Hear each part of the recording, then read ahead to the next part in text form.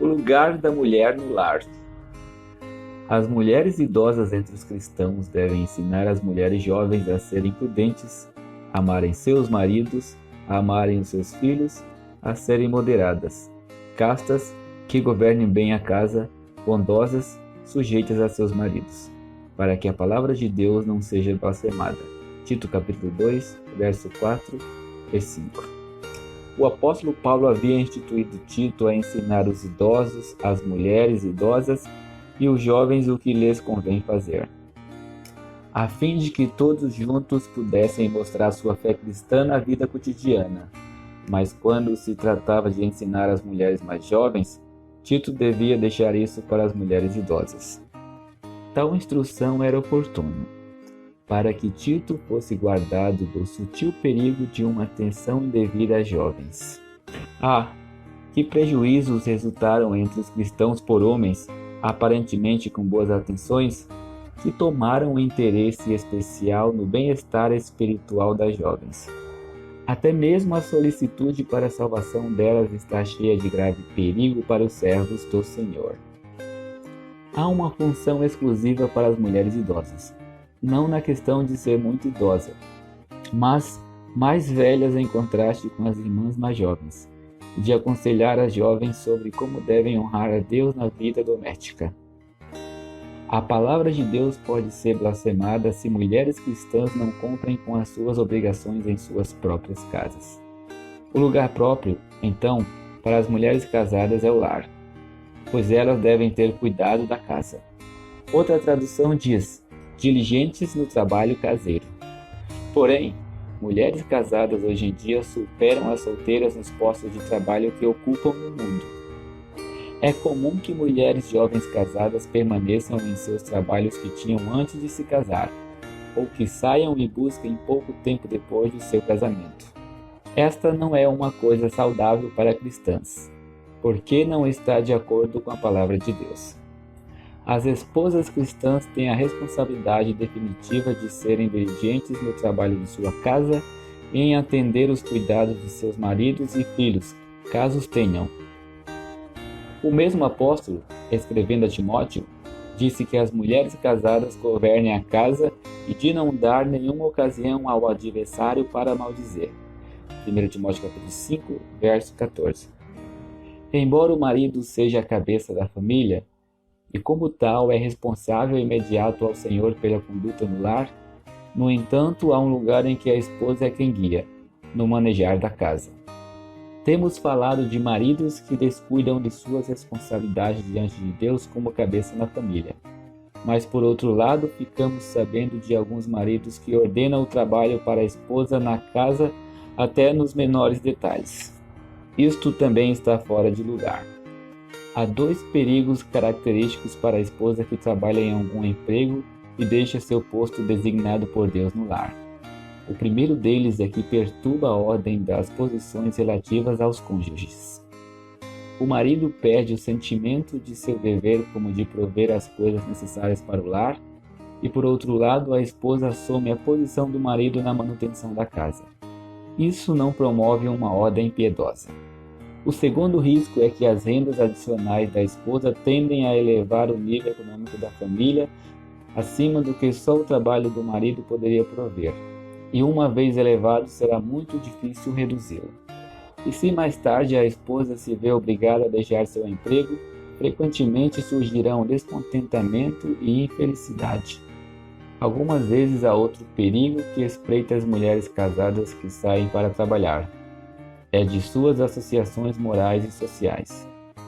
Podem ter contatos e associações com homens onde trabalham, que chegarão a ser degradantes, e assim uma esposa cristã pode ser jogada indevidamente à tentação. Os cristãos muitas vezes foram encontrados fora do lugar, assediados por grandes provas e perigos no meio onde quase não souberam para que lado fugir. Enquanto se estivessem permanecido onde o Senhor os havia colocado, teria saído ileso de tudo.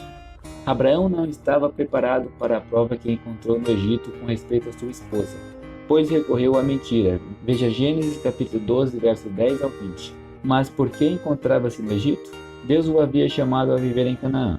É sempre bom orar, não nos põe em tentação, e é sábio não buscá-la deliberadamente. Há uma lição saudável que aprendemos de Gênesis capítulo 18. O Senhor apareceu a Abraão no vale de Manre, estando ele sentado à porta de sua tenda no calor do dia. Verso 1. Evidentemente, os dois anjos que visitaram mais tarde Sodoma também foram hóspedes de Abraão naquele dia. Que homem tão privilegiado foi Abraão! No Novo Testamento lemos isto: não vos esqueçais da hospitalidade, porque por elas alguns, sem saber, hospedaram anjos. Hebreus capítulo 13, verso 2. Estes anjos não apareceram como anjos, mas como homens. E assim foi que Abraão hospedou anjos sem saber. Ele também hospedou o Senhor da Glória naquele dia. Mas o que teria feito Abraão sem a ajuda e cooperação de Sara, sua esposa? Quando os varões lhe perguntaram: onde está Sara, tua mulher? Ele pôde responder: aqui na tenda. Ela não estava longe, trabalhando. Estava na tenda, oportunamente ali para preparar a comida para aqueles hóspedes celestiais. Quando a esposa não é a que tem cuidado da casa, não é isso um estorvo ao exercício da hospitalidade para com os santos? Não passa despercebida na porta de tais oportunidades semelhantes para servir ao Senhor? Não há melhor lugar para servir ao Senhor do que onde Ele nos coloca conforme sua palavra. Quem pode medir a influência de uma esposa temerosa a Deus, a qual maneja seu lar para o Senhor, reconhece ao seu marido como sua cabeça e que está pronta para toda boa obra que estiver ao seu alcance? Em todas as épocas, grandes bênçãos foram realizadas por meio de mulheres que guardaram seus lugares designados e ali serviram a Deus. Jael não deixou sua tenda para ganhar uma vitória que o exército de Israel não pôde ganhar. Tampouco usou armas de guerra que não eram apropriadas para mulheres. Veja Juízes capítulo 4, verso 18 ao 22. No Novo Testamento é feita menção honrosa a várias mulheres. Marta servia ao Senhor em seu próprio lar, bem como Maria de outra maneira. Lucas capítulo 10, verso 38 ao 42 e João capítulo 12, verso 1 ao 3. Maria Madalena, Joana e Susana e muitas outras o serviram com seus bens. Lucas capítulo 8, verso 2 ao 3. A mãe de João Marcos abriu sua casa aos santos e uma reunião de oração foi realizada ali quando Pedro estava na prisão. Atos capítulo 12. Priscila trabalhava com seu marido Áquila. A Assembleia Cristã reunia-se em sua casa. Romanos capítulo 16, verso 3 ao 5 e 1 Coríntios capítulo 16, verso 19. Este casal também levou Apolo ao seu lar e o instruíram mais perfeitamente no caminho do Senhor.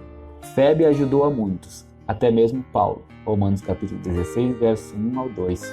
E neste mesmo capítulo outras mulheres são mencionadas. Diz que Trifena e Trifosa trabalharam no Senhor e Pérside se esforçava muito no Senhor.